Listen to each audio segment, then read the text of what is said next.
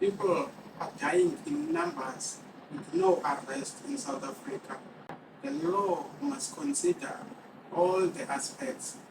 Like if you kill a breadwinner and you're also working, you must continue to do what the breadwinner was doing, like supporting like being a provider to the family of the deceased. Let's say the deceased had a 2 month baby, then how that like how the 2 month baby is going to benefit when the murderer is being arrested or even being dismissed at well or even being killed, because of the rights of the baby must be exercised. The baby must be taken care of, the baby must eat, later on the baby must go to school. Welcome back to UBUNTU Culture. If you want to see more videos, you can go to my videos. Don't forget to like and subscribe.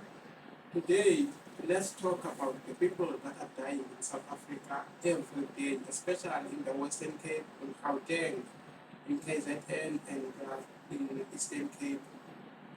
A 25-year-old medical intern has died in Prince Mshiri Hospital in KZN. Allegedly, her supervisor forced her to come to work while she was sick.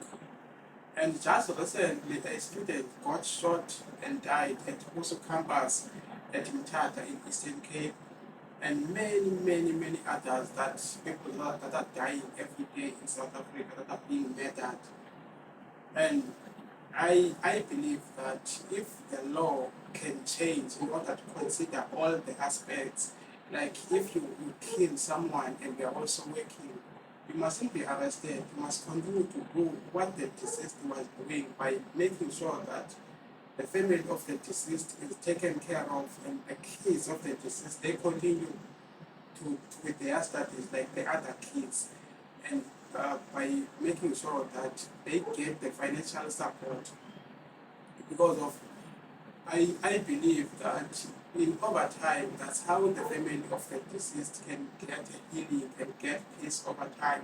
Though the deceased one will not come back, but if you kill someone and you are not working, the government must make sure that you get the job, and in order to compensate the family of the deceased, or making sure that the kids of the deceased, they continue with their studies. By so doing, it will be how you will serve your sentence up until you finish your sentence, by making sure that you work to compensate the family of the deceased. Because of you will find out that the murderer, maybe he killed the only person who was supporting a lot of the big family. And we all know the dynamics of South Africa, of the dynamics in South Africa for the in the black society, is that sometimes only one person that is working to support the entire family. So, and for the for the for the murderer to be arrested, for me, I can't just get peace, because of he may just stay for a short period of time in prison and come out, or he may not even get arrested, and then maybe they say there's not enough evidence, so anything is possible in South Africa. And for someone who wronged me, I like, in order for me to get peace, I don't need to see someone who wronged me being suffering in front of me or even being killed in order for me to get peace. Now I get peace by accepting and understanding that what happened to me is something that could have happened to anyone, and I move on and I heal it over time. So, and let's say the deceased had a 2 month baby, then how that 2 month baby is going to benefit when the deceased is also, when the murderer is being arrested or being dismissed at work or even being killed. Because of, let's say, the deceased had the kids, so if those kids were suffering because of someone who was providing for them is no longer around, they will continue to suffer whether the deceased is, whether the murderer is arrested or not. So by true compensation, by making sure that the kids of the deceased, Like they see their dreams coming true, like they get the financial support and they get they continue with their studies, becoming lawyers or becoming engineers or becoming doctors, whatever they wanted to become in life.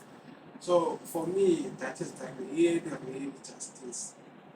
Even though that their provider or their breadwinner is not will not come back, but by them seeing their future coming, like seeing their dreams coming true, and I believe that it's one of the ways that can limit the number of people that are being killed or murdered in South Africa every day.